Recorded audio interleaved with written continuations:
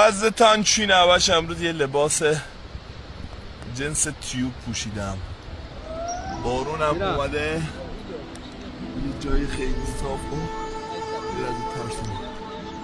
جای خیلی صافی هم بارون داره میاد. براتون خالی نگاه کجا این